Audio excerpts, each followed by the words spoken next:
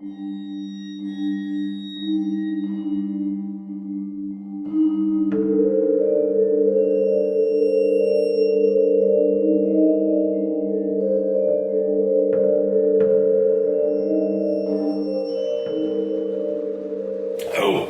and welcome to Dente Rigamortis. I'm Review Cultist.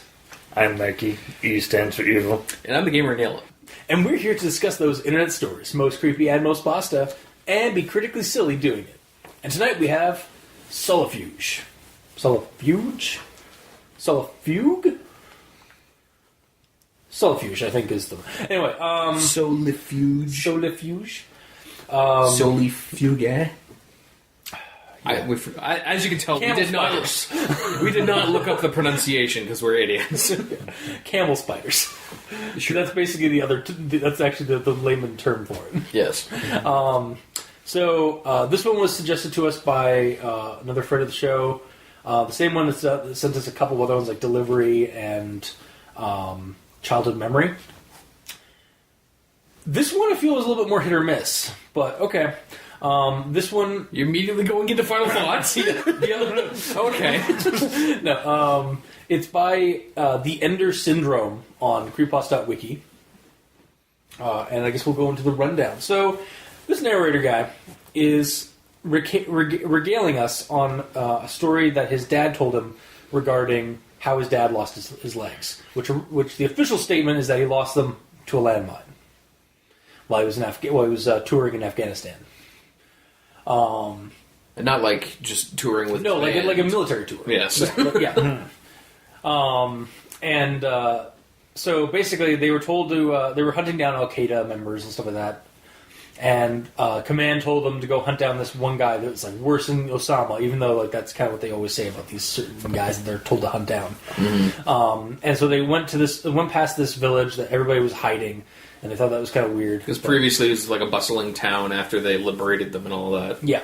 But they found the cave, and it's larger than the normal ones they've looked around for. As they pull up, one little spider jumps onto one of them and starts eating his chest. And then he throws it off. Bites his chest. Yeah, bites his chest, throws it off.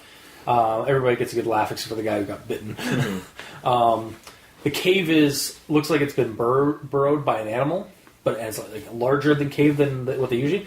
But after they initially check it, like to see if it's clear, like they throw a grenade in. I guess that's regulation. I guess, yeah. It's like, have a grenade. Yeah. It's a gift. Al-Qaeda members, have a grenade. Mm-hmm. It's just a dart grenade to scare anybody. Yeah. Well, the rationale was to scare out anyone already in there. To come out. Yeah. And eventually, two of them, McDowell and Dan, I think. Hang on, I have Dan Abiki. Darren, okay. Darren and McDowell. His brother Darren. God damn it. This is my brother Darren. This is my other brother Darren. He has a double Darren shotgun. So Darren and McDowell go in after... McDowell's not hesitant about it, but then Darren calls him a wimp, and that gets him in to go and check it out. Meanwhile, our main character and Ron. Burgundy. The main character and the dad and Ron are waiting out by the Jeep when they hear a scream from within. A gun-curdling scream? A blood-curdling scream. Gun-curdling. And they hear gunshots. They do hear gunshots, so maybe it is a gun-curdling scream. That's true. And they think they hear McDowell like calling for help, but then Darren just comes running out and runs past them and just keeps running. He's like, run for your life! Yeah, run for your life! Mm-hmm. And they're like, what the fuck? And then out of the cave comes this giant Solifuge, or this giant camel spider that's like the size of them wide, or no, half the size of them wide, and like as long as they are tall, as long as the person is tall. It's like if a person was laying down on the ground pretending to be a spider. Yeah. But it's an actual spider. Exactly, yeah. Okay. And it comes after them. Our narrator, or the father character... Narrator Fatherman. ...drops to the ground and like assumes a prone position, and it goes over him as Ron goes running for the Jeep.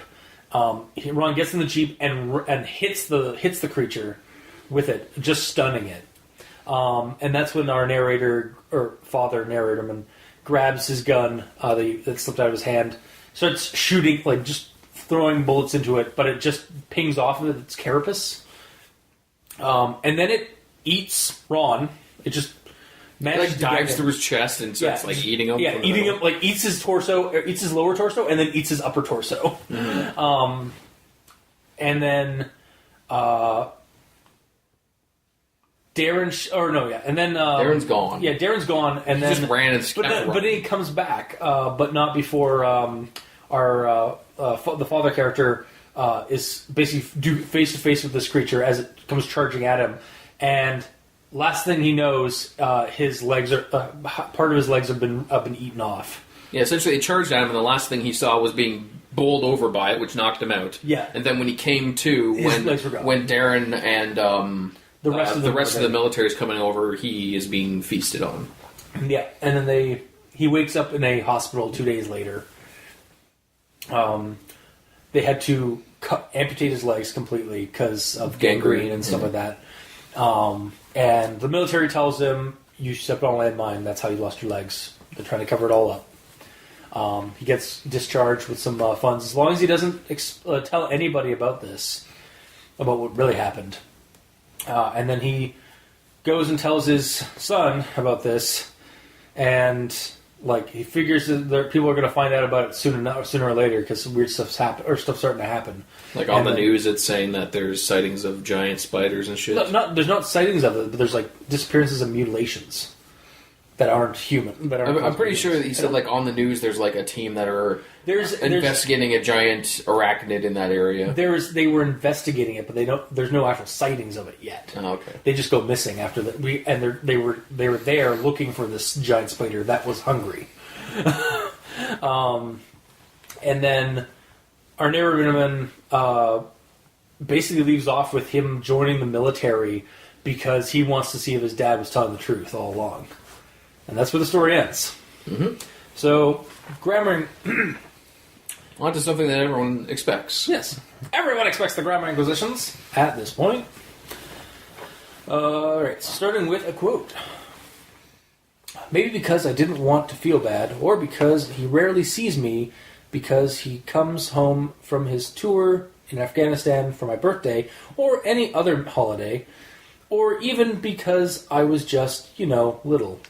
So it's a little run-on, and spoilers, there's a few of those in the story. Mm-hmm. Also, we have some present tense mixing in with past tense in this part, because he's talking about his childhood, like a childhood event, but then starts going into the present tense. Yes. So. Also, that whole thing's kind of jumbled. I rewrote it if you want me to read go for it. As a kid, I was attentive of anything my father told me because I rarely saw him, or because I was just, little, period. He comes home from his tour in Afghanistan for my birthday or any other major holiday, however, one day he came home for good. Boom. Yeah. Actually, it's just weird that it repeats because multiple times and it's just Yeah. It started off on a bad foot considering that's the first. Well, second sentence. Is it? Yep. Yeah. It starts with "as a kid." Oh yeah, as a kid, but that's a sentence. It ends at. I'm aware, but I'm saying right from the get-go, I was stumbling. I was stumbling over things because tense issues and it being jumbled in this first paragraph. So my next one is, I just listened to my father's stories. However, one day he told me the strangest story I have ever heard him tell. So not a front butt, though I feel the however doesn't really need to be there. I listened to my father's stories. One day he told me the strangest story I've ever heard him tell me. Oh, I see what you're saying. Because, he's not trying to contrast with what he just said. Yeah, he's just saying that, his dad tells him stories, and then this is the one that... it's more and this is the strangest one he's told me. Although it doesn't need an and, it just needs, it doesn't need a however. Generally, we use, or rather, I suggest using however as a replacement to but. But in this situation, but doesn't make sense. It would make sense if he's saying, my dad never told me any military stories, however, he did tell me this one. Exactly, yeah. But that's not how the story is. It's just his dad tells him lots of stories about, including the military ones, because it's they mentioned that earlier. Mm-hmm. This is the weirdest one, though. Yes. Or this is the weirdest one he told me. Like, there's no need for though or however. It's really just, like, it's just adding on to the previous statement, essentially. Or at least that's how it sounded. The next one is 2. Is he lying? I asked him if he was lying because I thought his legs were blown off. So I would have actually gone with something a little bit different on this one. Like, I actually kind of rewrote it a little bit, or like added some part of it. 2, is he lying? I even asked him if he was lying. I have a question. How are you starting with 2? I don't understand. Like, it's 2 as in, like, it's because it's like the word 2. Like, it's basically like... Oh, you're saying 1, yeah, blah, blah, blah, 2... There's a part where he's like, well, 1, blah, blah, blah, and 2... Okay. Yeah. I was confused. Yeah, sorry. That's fine. But yeah, I just feel like the addition of, like, even, like, it's like, I even asked him if he was lying. Just because otherwise, like, it's just like, is he lying? I asked him if he was lying. He said he wasn't. Like, kind of, it just, I don't know, it just seemed off. Might be a nitpick. Yeah, it's weird that, like, is he lying, and then I asked him if he's lying is said immediately after. Yeah. It's repeating the same information, yes. Yeah. It's almost like that. Maybe that is he lying part should just be removed as well, and just as I even asked him. But the next one is the guy was about a few meters in the cave. I think Darren was his name. Yelled at McDowell for being a wimp. So I know this is dialogue, as my accent included, because Americans. Sorry, wow. America. And as a good percentage of the story is mostly dialogue, so just toss these grammar positions away. No, get them back. Get the fishing rod out. Get those back. But still, this particular grammar inquisition. However, still, in this instance, this one really irked me. Like, just using about and a few in the same part didn't sound right, even when I was saying it. Like, the guy was about a few meters in the cave. Yeah, I feel like it's because there's a rough estimate of like about. He's saying he's about like okay.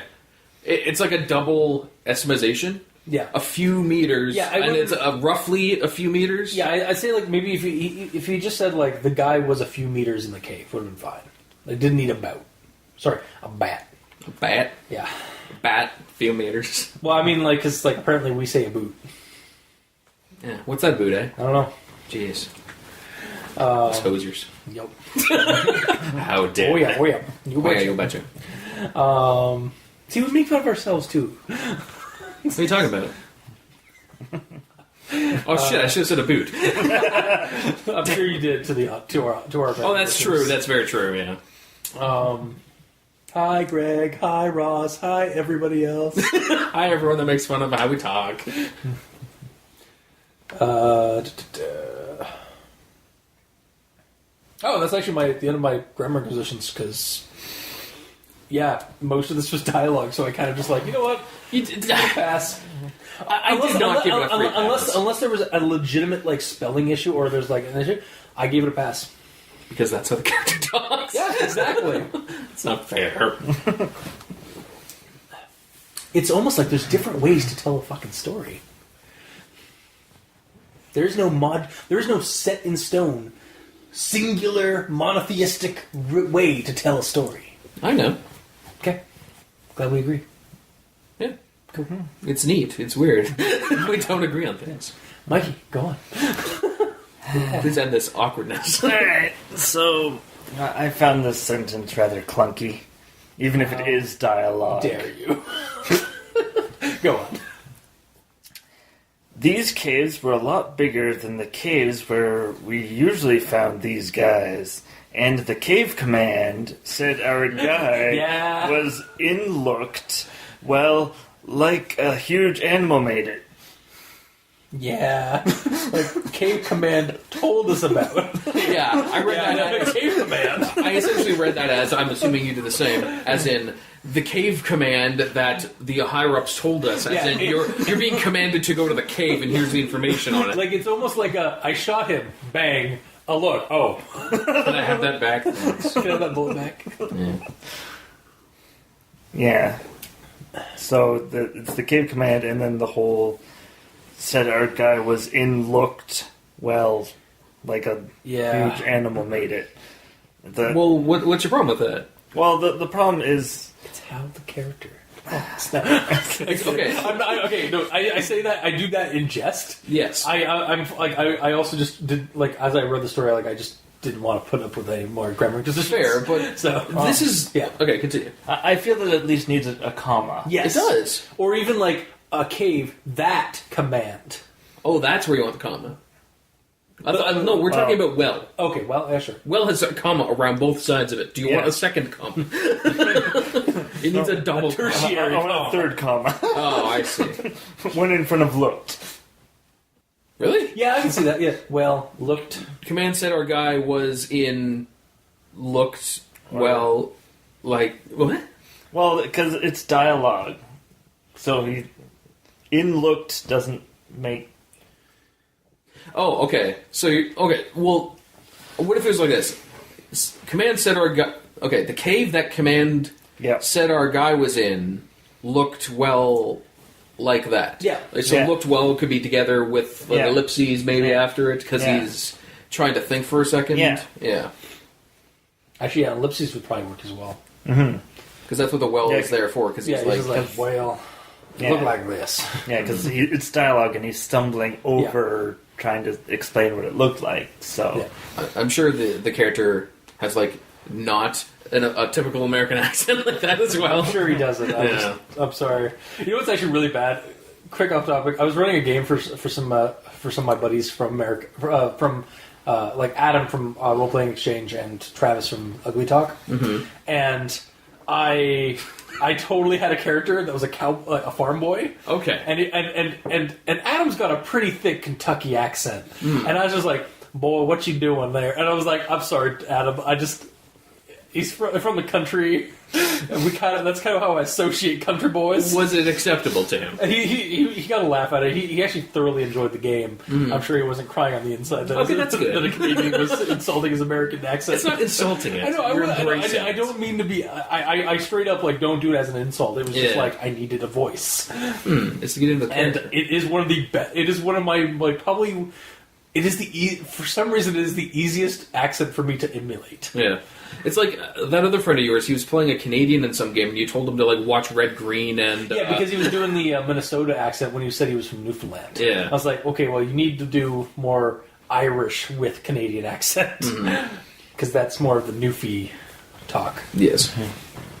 But yeah, we're getting off topic. Yeah, we are. And that's my grammar consistency. Great. Glad we had this talk. Thanks. Okay, well, my phone is having an aneurysm here. Hang on. So I have 3, 2 of which have been talked about. So then 1. Yeah, so now I have 1. And it's it's the one where as I'm writing this down in my head, I'm doing it with the stupid well actually this is wrong that kind of accent because of how nitpicky this is. So you're actually there's an archetypal character that guy kind of thing, and the name is Actual Lee. That's awesome. Yeah. Well, I can't even take credit for that. That's Cinema Snob and Linkara use that character. It's still awesome. Anyways, and I was unintentionally starting the quote. Anyways, we got into our Jeeps and Hummers and drove. And the problem is Jeeps is not capitalized because it's a brand. Yeah.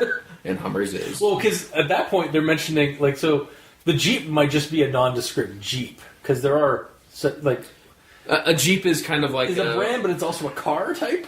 It's not really. It really isn't, but it is kind of at the same time. Yes, you know what I'm talking about. Yeah. Not.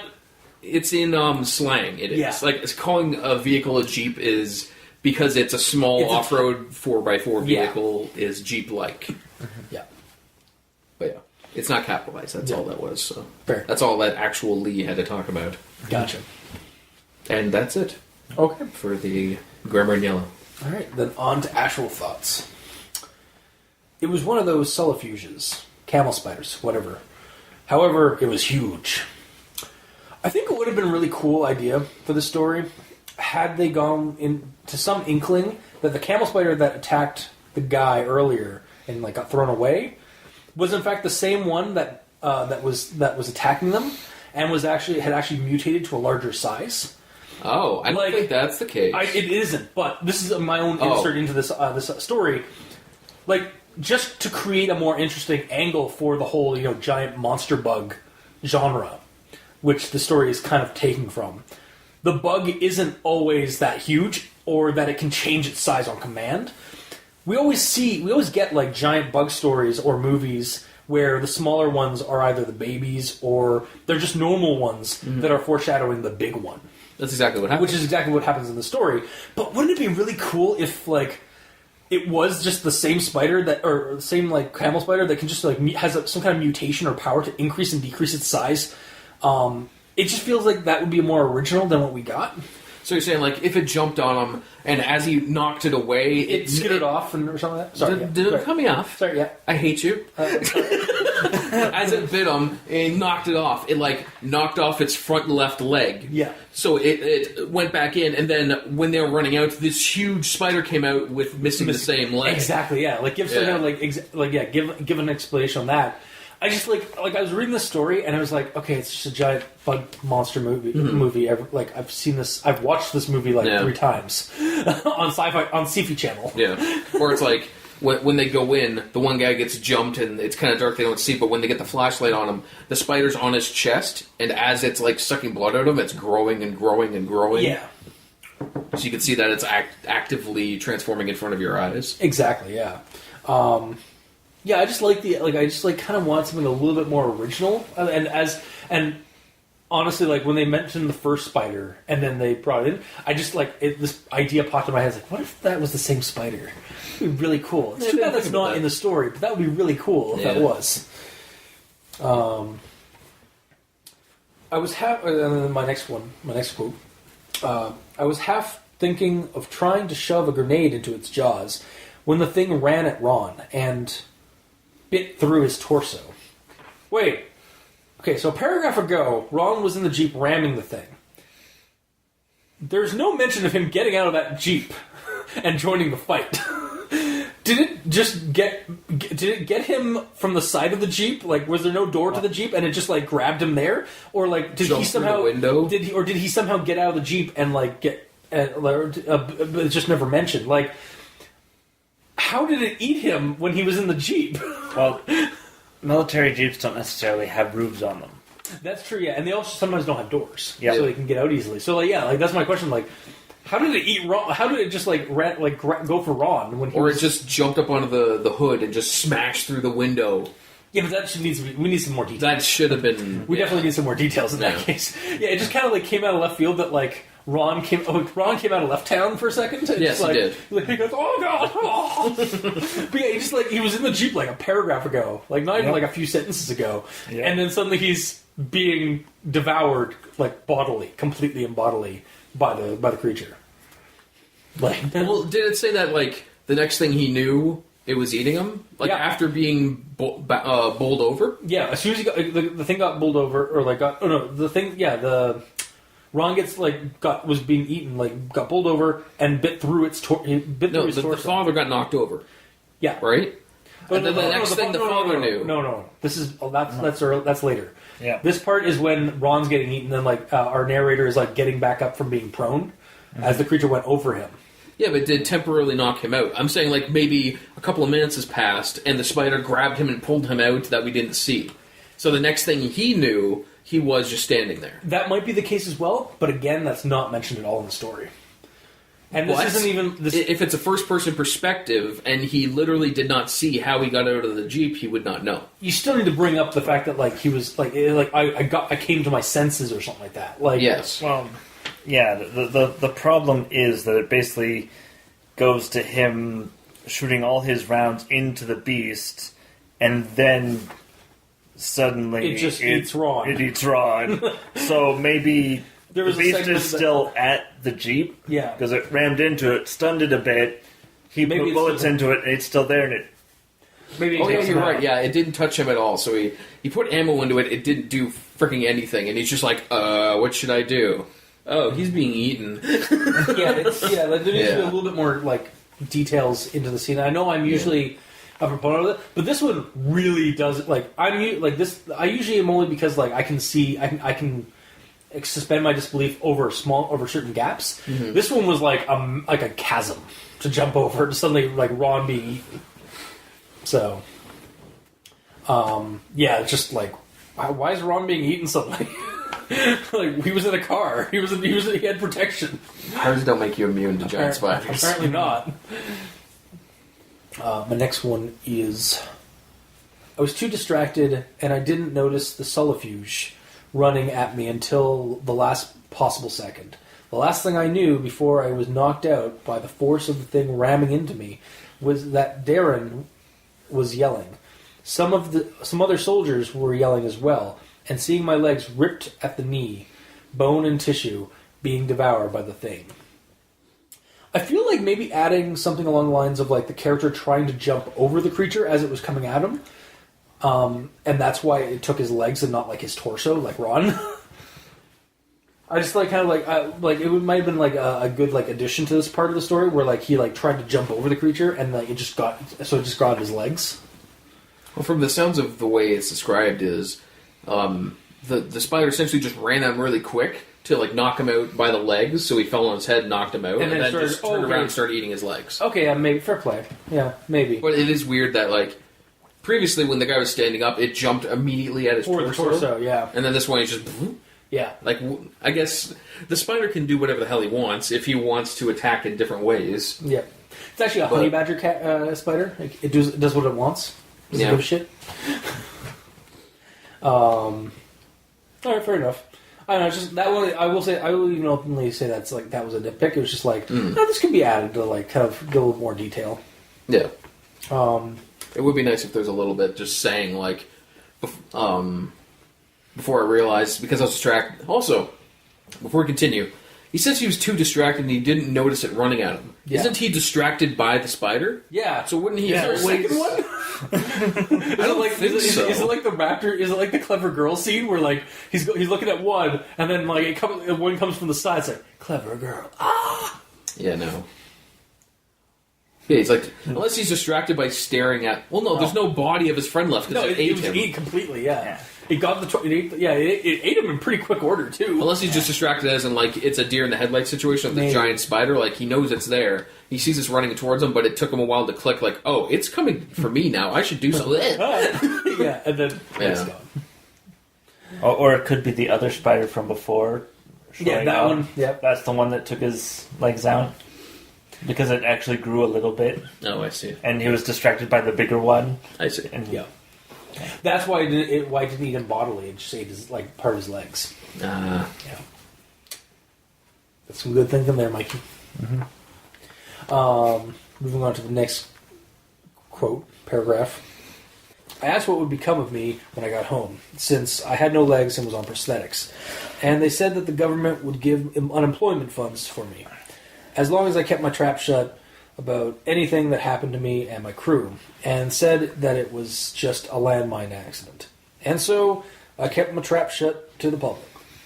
You are the only person I am telling this to, son, and I want you to keep it a secret, although people may find out soon.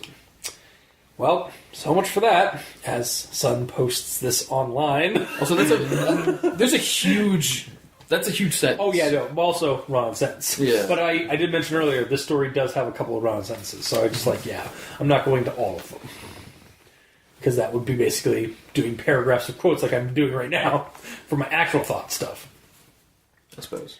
And then my next, really is just like, well, that worked out well, as your son goes and like types this up and posts this online.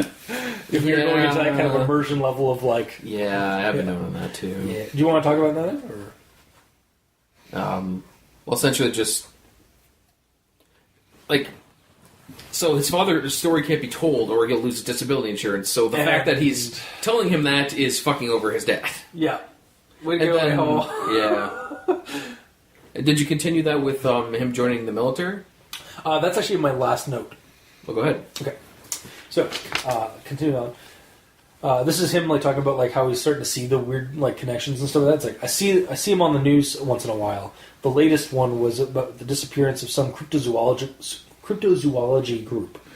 They were supposedly searching for a huge arachnid in the caves of Afghanistan, which was hungry for fresh meat.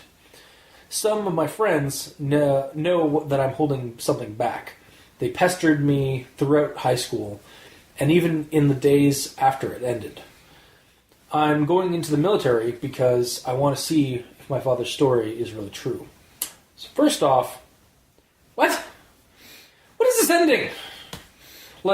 Okay, I get the whole starting to see the connections motif, because we see that a lot in stories and movies and stuff like that, where the character is told something and then he starts seeing all the little connections and starts seeing things in the news that are seemingly similar occurrences and stuff like that. Okay, I get that. But really specific that the cryptozoology group who were spotlighted on the news, I guess it's a slow news day, for vanishing after looking for a large spider in the caves of Afghanistan that is hungry. Is that a merger of the news article and internal thought? The whole it being hungry? He isn't necessarily quoting what the news person said. Is he just inserting his own internal thought in the middle of this news article? Possibly. This paraphrase of a news article thing, yeah. Mm-hmm. And why are his friends suddenly involved in this? Pestering him? What?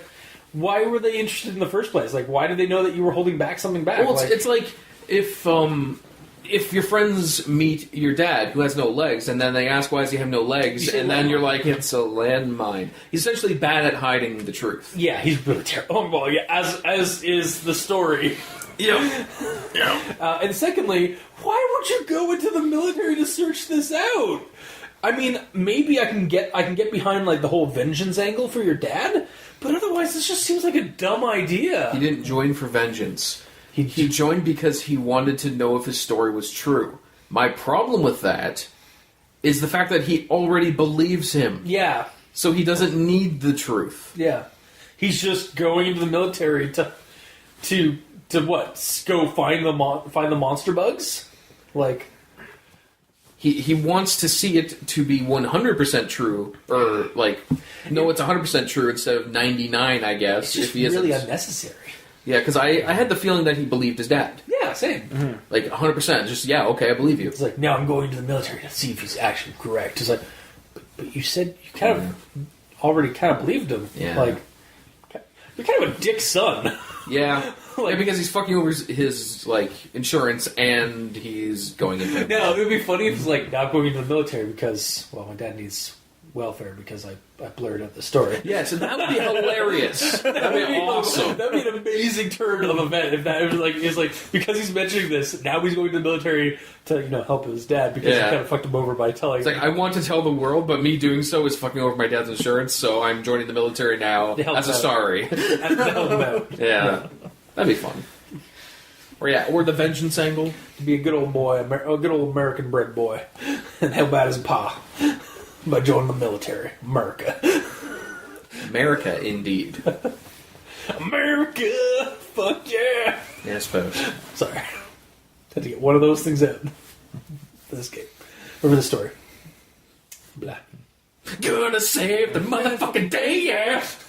Anyway, so that is the end of my actual thoughts. So, Mikey, he stands for you. Alright. So, my first thought here is on the size of the creature. It's huge! However, it was huge. It was about half the size of one of us, and about as long as how we are tall. Yeah, that's how it's mentioned. But it's half the size of one of them. Yeah, it's up to that's height. Yeah.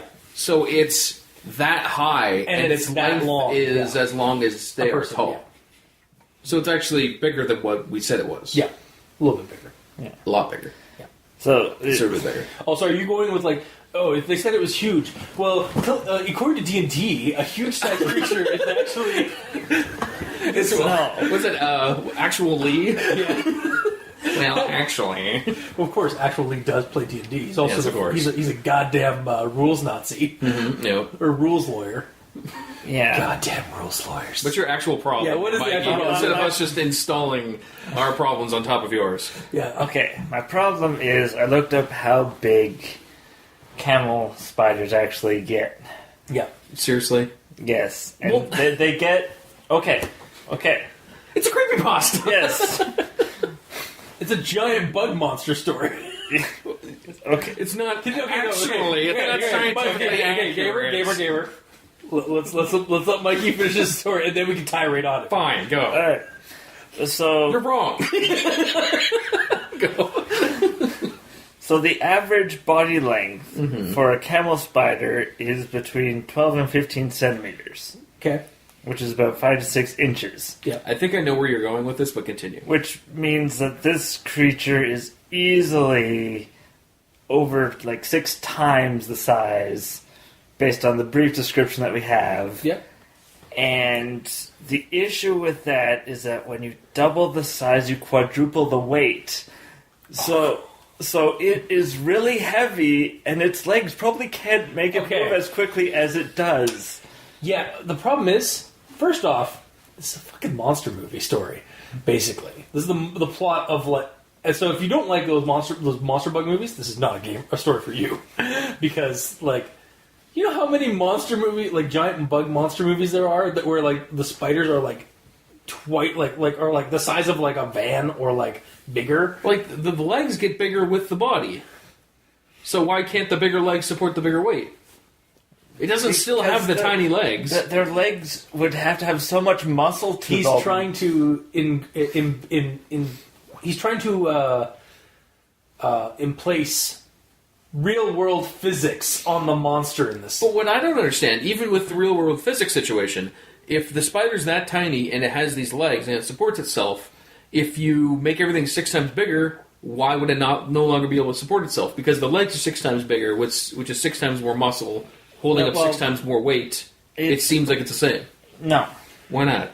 Because the muscle mass of the legs cannot support the weight of the body. But they're 6 times bigger. Even at 6 times bigger. Did you Also, if you want to put in more realism into it, this creature couldn't get this size in real world terms because insects can't get that big because of their physiology. Like there's a reason why we don't have bugs this size anymore. We might have had back in the prehistoric eras. That was because we had because the oxygen like atmospheric chemistry was much different, and then plants evolved differently, or evolved to a certain degree to like accommodate the atmosphere, and started changing the atmosphere as a result of that, thus causing large-sized insects to die out and smaller ones to remain as they are.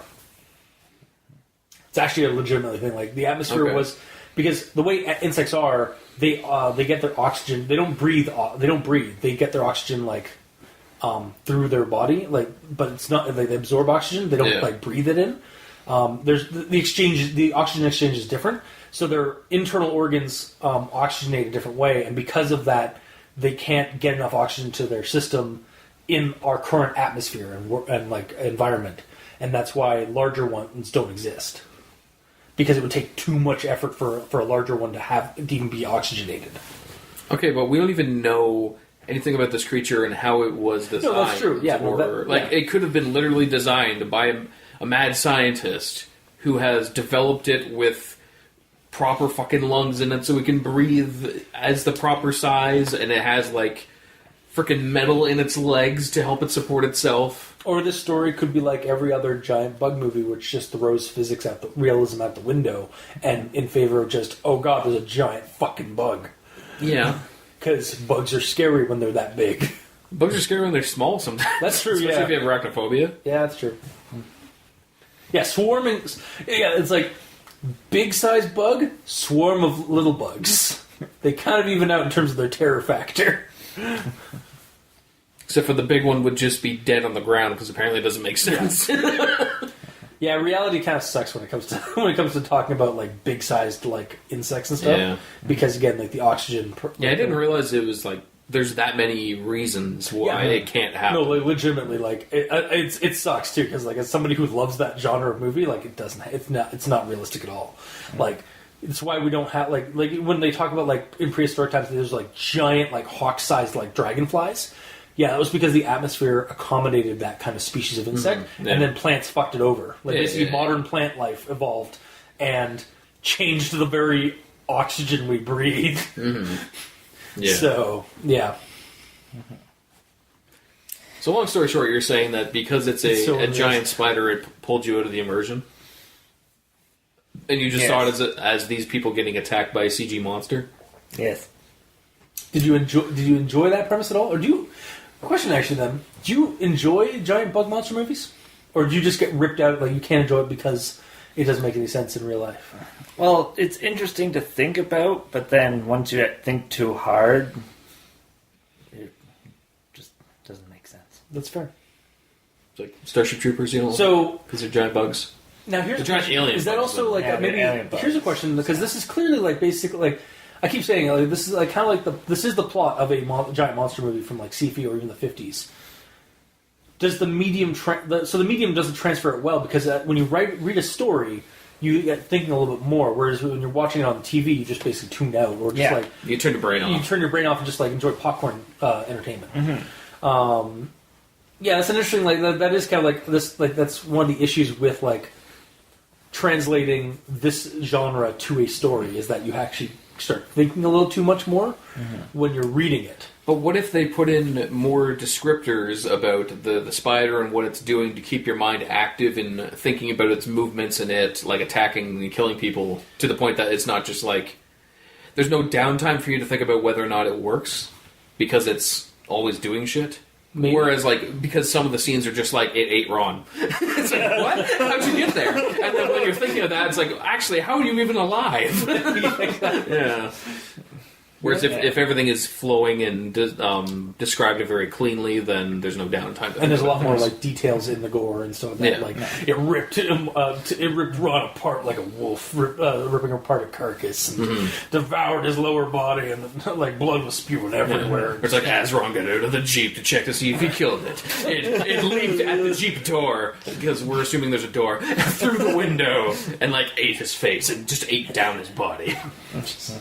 That'd be a much better. Yeah, it would. At that point, like you get a little bit more excitement, and there you get a little more hyped, and you don't have to. You're like, all right, I'm just going to enjoy the story. Yeah, but yeah, there's too many hurdles in this one. That at that point, Father Narrative like pulls a grenade and just throws it at the Jeep because it like Ron's dead. Yeah. Starship Troopers, motherfuckers.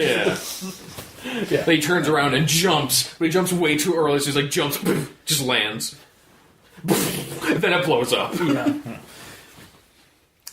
Becoming comical at this point, though. And then the like out of the explosion, the spider's head like comes flying out, but it's still alive because it's a bug creature, so it just starts eating his legs, like just the head. Yeah, it's just like ripping apart his legs because it's trying to eat them. Mm-hmm. Yes.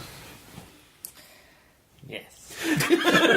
Or it's like so basically. You got pulled out of the immersion. You got pulled out of because giant bug monster movies don't make any fucking sense. Yeah. And this one didn't let me turn off my brain, so... Yeah. I had to read and never had to think.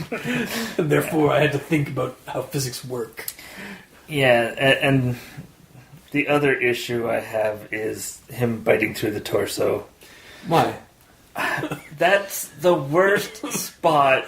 or the hardest spot to bite through. Okay, when you think about it, like, have you seen like what these things' faces like? They're just like basically like weird, like scissor-like mandibles. Yeah. So it's just probably just like just chomp, chomp, chomp, chomp, chomp, up and down. You see, it's strong enough to support its own weight. So that means it's super strong. Yeah. Well, have you not like? Have you never? Well, sorry, I'm not going to interrupt you. Continue. Go ahead. He's used to it.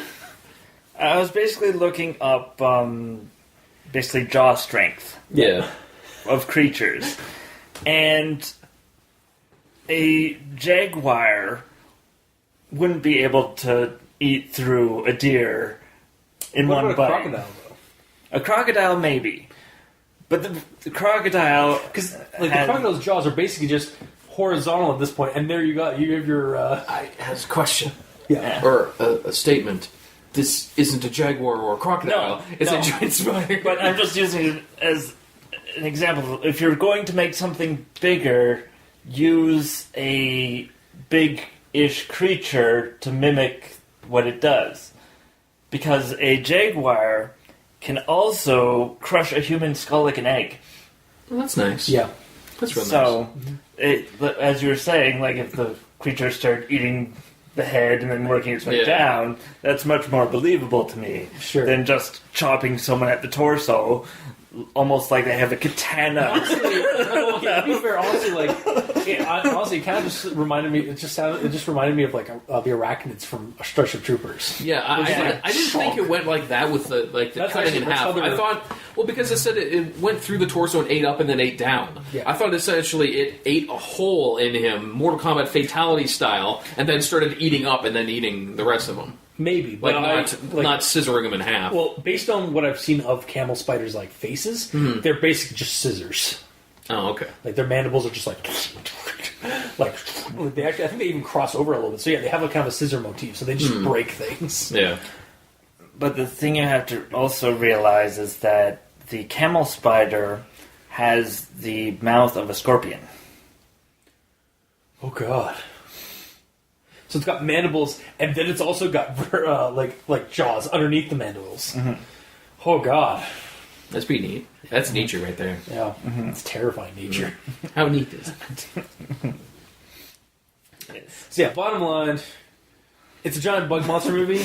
like not a giant bug monster movie. It's a giant bug monster, so it's kind of unrealistic. Yeah. Weird. Shocker. But they display it in or rather, they're trying to push for the fact that it's realistic and believable. And that, like, oh god, this thing actually exists even though it shouldn't, kind of thing. Alright.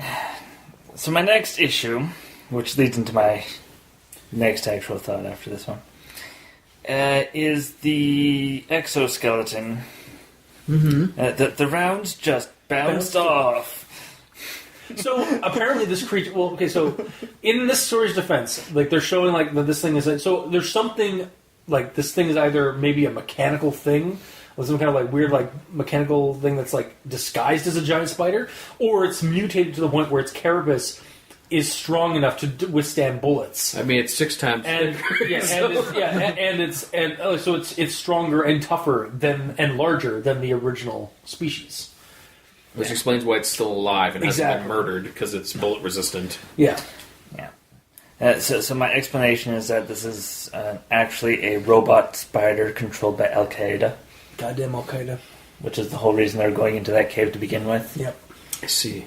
Yeah, that would have been an interesting idea. Is like if it's either a robot a robot bug monster, or again some kind of mutation that where like the carapace is just like super hardened to withstand bullets. Well, I assumed it's the latter. Yeah, I assume it's the latter too because like that's just how monster movies go, how monster plots go. Again, I apologize for keep saying movie because it's just the story breathes just reeks of like monster movie plot. Is it because of that one line that says, "What happened next was like a scene from a horror movie"? No, but that helped. Definitely. No, just because I've seen this movie like 3 times. Eight-Legged Freaks, every 50s monster movie that has a giant bug in it, like Them, or the Day the Ants Conquered the Earth, or the Black Scorpion. Yeah, there's Camel Spider, the movie.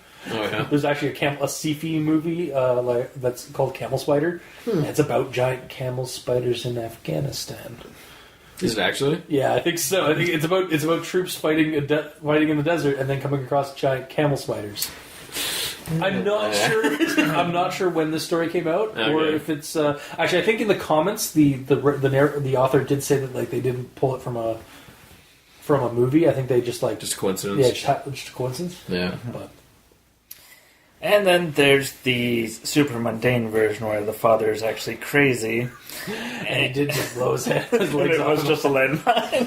Oh, but he's been like thinking of like a more fantastical reason. Mikey, you have an amazing gift. You can add to a story and make it 100 times better. Or you can just shred everyone's dreams and just make it. Whose dreams are being mundane. shredded? Mine. Oh. As a reader of horror, you have the gift to just rip down the fantastical facade of horror and just make it sad. I commend you for your monstrosity. It's like this evil-looking, like monstrous, like tome, like book situation, and it's like writhing and shit. And then you open the cover, and it's like just like a post-it note in there that's saying like it's just the mundanity that's hidden underneath the grotesqueness. Yes. Pretty much. Yeah, just a day planner. Yeah. Yeah. It's pretty amazing, really. So you have anything more about that? He was just crazy and... No. That's it? He's essentially fabricating it because he's embarrassed that he stepped on a landmine. Yeah. He's trying... Honestly, yeah, he's just trying to like, entertain his son. Like, and, like... Give him make light nightmares of, for the rest of his life. well, and also make light of the whole, like, fact that, like, you know, he lost his legs and will never walk again, and it's really sad. But he's trying to make light of it to, like... Because if he wasn't laughing, he'd be crying. To the point that he's making his Well, son have a lifelong vendetta against giant spiders in Afghanistan. He's getting chuckles out of like terrorizing his son. And I do that his to son- Millie all the time. Okay, I do that to the niece cultists all the time. Okay. And that's into my actual thoughts. Alrighty then. Yeah. What do I have left? I only wrote down a couple. One I talked about, which is the endings.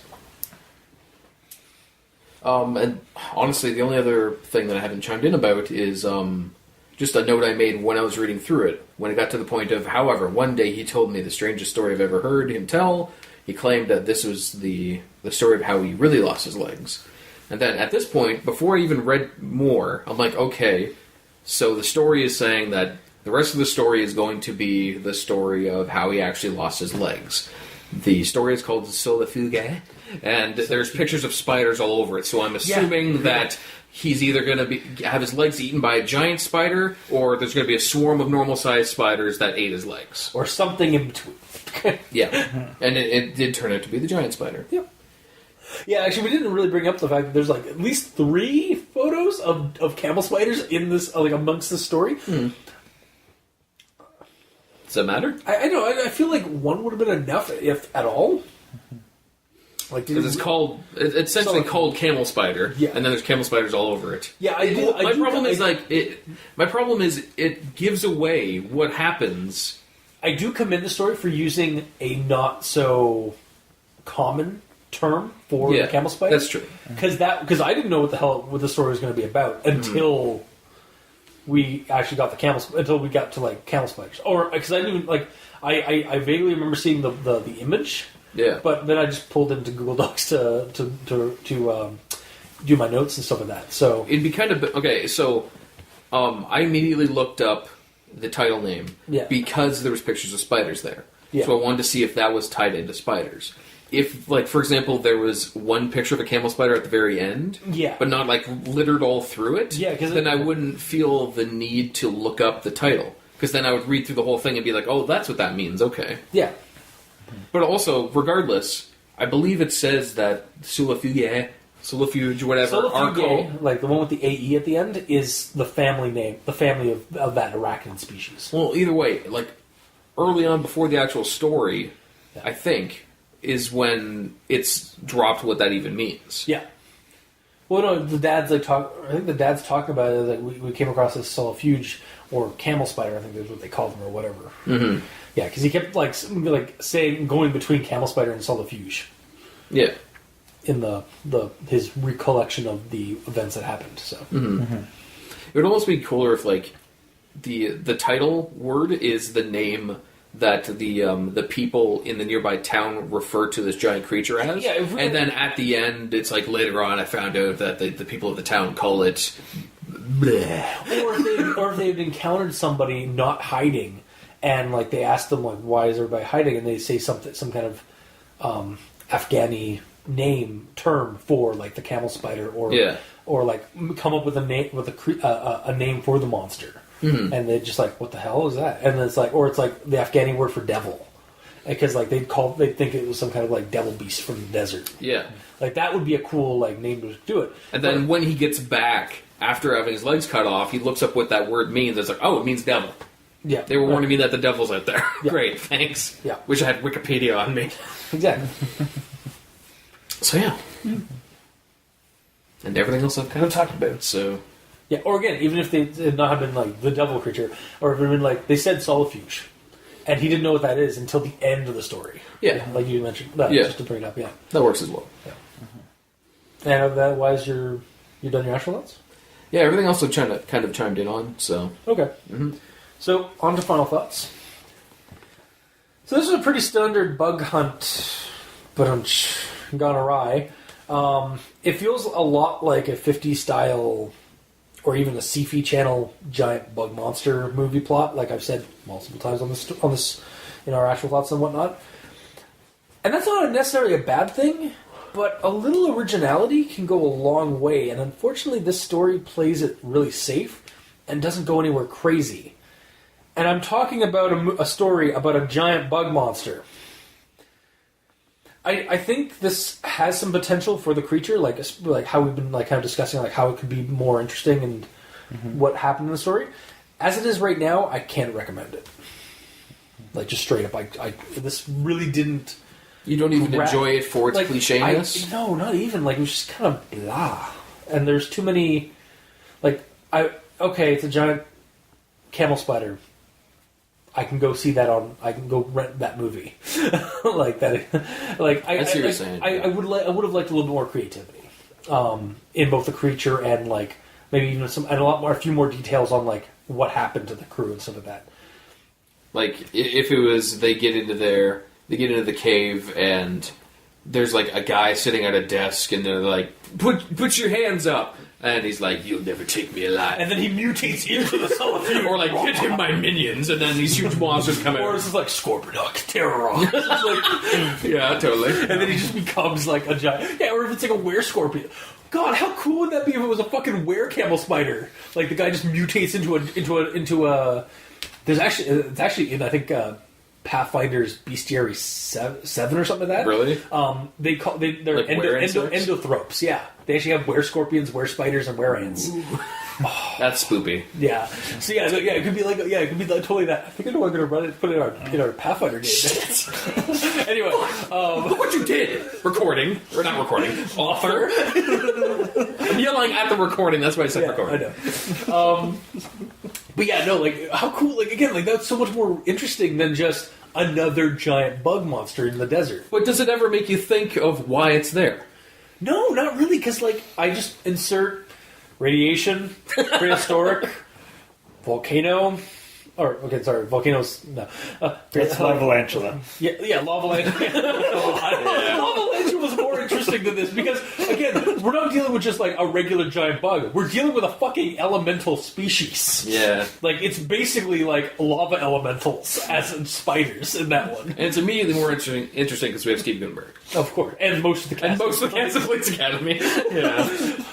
But yeah, anyway, and then the sequel tried to make themselves feel like Fast and Furious, and they did two tarantulas, like Too Fast, Too Furious. Yeah. Anyway, sorry, we're getting ahead. But no, it's just bringing up the fact that the story's monster is just not like it doesn't push any it doesn't push it at all. Like, and you could go so much better with the story. Like, is this the first creepypasta you've read that has a giant bug in it? It's not the first creepypasta. It's the first one we've done on the show, I think. Okay, but I don't think it's the first one I've done on that I've read. Like I've read like giant monster, like giant creature movie. Bug specifically. Yeah, but either way, it has untapped potential. Is what you're getting. Yeah, there's untapped potential. It's just it plays it too safe and plays it basically just like rips off like kind of a sci-fi channel monster movie plot. So and because of that, I have no real interest to like recommend this to anybody because it needs more work.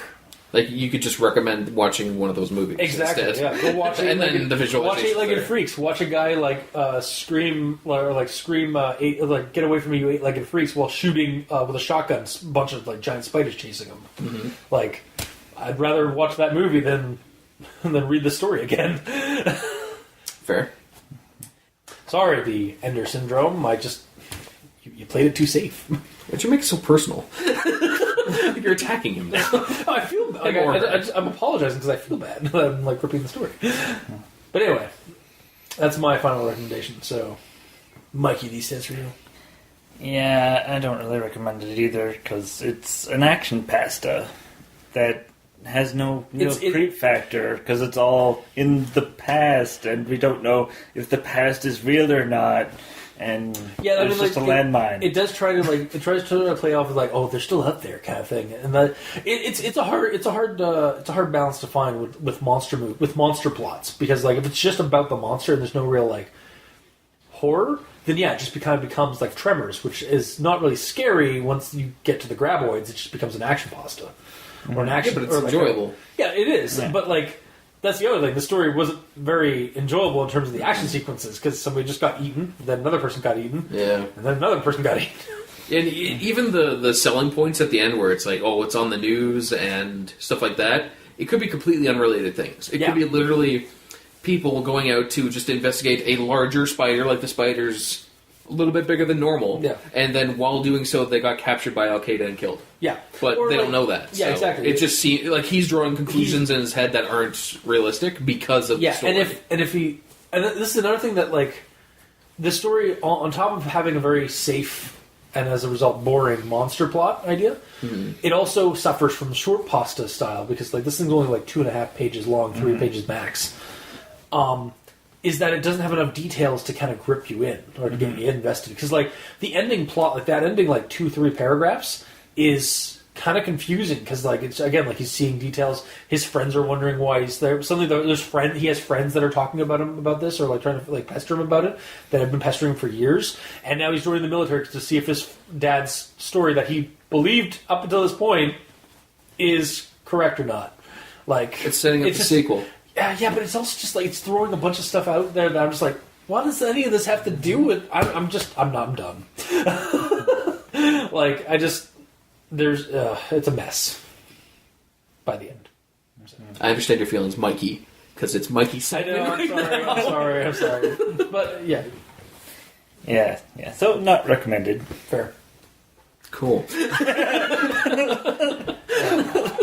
So apparently I had a lot more to say than what I thought. Yeah, apparently.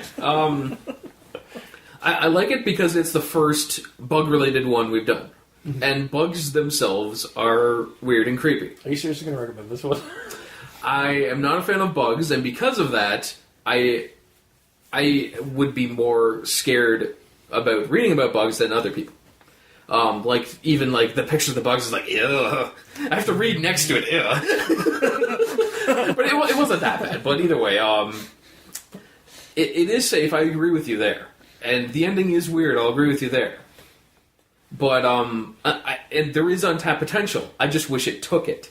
So put your fist down. We'll fight later. The problem is I wish that the untapped potential was tapped. Yeah. Because it would make it interesting and different. Because there aren't a lot of creepypastas with big bugs in them. Or at least that we have talked about. So it's unique in that aspect. But it's not tackled very well. Because a couple of the attacks in the scene were described well, but other ones weren't. And we've talked about all this. So what I want it to be, it would be fun and scary and interesting and different. Mm-hmm. But the problem is that's not what we got. Yeah.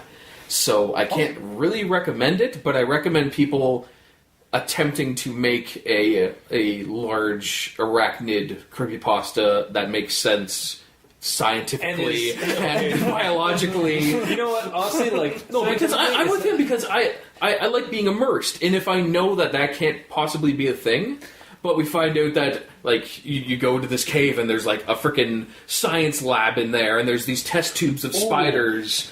and then like there's this huge one at the end which like is writhing in the tube. See, I actually like here's another like to make it more to kind of give some reality. What if like down in like a cave system in like the desert, wherever somewhere rural, remote, down in a cave system, like the character is going and investigating it, like for some reason, maybe because they are hunting Al Qaeda or something like that, and they go down and they realize that the air is a lot heavier. So the atmosphere down in the cave is actually more close to the original atmosphere that the Earth had at one point. Like the cave's being conditioned. So, exactly. So they're actually so like it's some kind of like weird like either it's a natural like pocket of what's left from like prehistoric times, or it's a terraforming situation where like some mad scientist is terraforming, is starting small but planning on terraforming the Earth back to the prehistoric age. It's a super villain. Yeah, basically, and we get a super villain creepypasta with like giant bugs. That's cool. Like I can see that. Like the untapped potential is really neat. It's just it's not what we got. Exactly. That's why I didn't like this. Why I can't recommend the story as it is. It's just because of that. But yeah, no, I'd totally be down for like people coming up with both a logical way or just a more original version of the giant bug monster genre. Because I love the giant bug monster genre. I throw physics out the window because I love that much. I love it that much. Like having the provers there to make it so you can believe in it makes it that much better. And like just in this recording session, we've come up with 4 or 5 ways to make it believable. Yeah, exactly. Like, but none of them were in the story. Yeah, we're in the story. So the story as it is, I can't recommend it. But I really like the giant bug monster genre, and I recommend the genre if there is an awesome one out there that keeps you immersed and keeps you scared and has colorful fight scenes that keep you enthralled and scared. So I feel like, really, we're getting down to brass tacks here. If there's somebody out there listening to us, and you know of a story that already exists, yes, that is a original giant bug creepypasta, and you feel that we and you want us to look at it and possibly rip it apart, but also praise it, possibly praise it. Yeah. Please let us know. You can leave it in. You can send us an email at aldenterigamortis@gmail.com or the comment section below. Yeah, or the comment section below where it's posted, whether it be on QVC, Facebook, YouTube, or Tumblr. Mm-hmm. Or talk to it, or send it to us on Twitter. Why don't we just go into the outro? That's what I'm doing right now. Yeah. That's a segue, man. Oh, okay. It's called a segue. Let's imagine a bug on a segue now. Anyways, go ahead. Mikey's at Eastends for Evil on Twitter. Gamer in Yellow's at the Gamer in Yellow without the W. I'm at Review Cultist. If you would like to send us your like a link to a creepypasta that has a giant bug that you think is actually kind of cool, and like is more original than just a giant bug attacks, please, by all means. What else have I not said in our outro? You can check out the title cards for each episode at crazonstudios.tumblr.com or crazon.deviantart.com, or on our YouTube channel where we have these title cards mixed with the audio to create a video version of the episode. And if you'd like to help support the show, you can go to Patreon, look up Al Dente Rigamortis, and select the backer tier you'd like to support us at. We have $2 and $5 tier with early access, special episodes. And if you're a patron that's already helping support the show, thank you immensely. You guys cannot comprehend how well we love we love your patronage. We would not be here if it was not for you. We really wouldn't. No, you're helping keep those hosting bills at bay, and we very much appreciate that. And for the listeners here that are listening, and the authors of the stories, even the ones we rip apart, thank you immensely, because without you, we wouldn't have a show. So, yeah, that's my heartfelt thanks. Mm-hmm. So, that was this week's episode. Until next time, I've been your host, Review Cultist. I'm Mikey, the E stands for evil. And I'm the Gamer in Yellow. And this has been Al Dente Rigamortis. Sleep well. Don't let the big bugs bite. Because it's a bug episode. Oh! The cave bugs. I don't get it.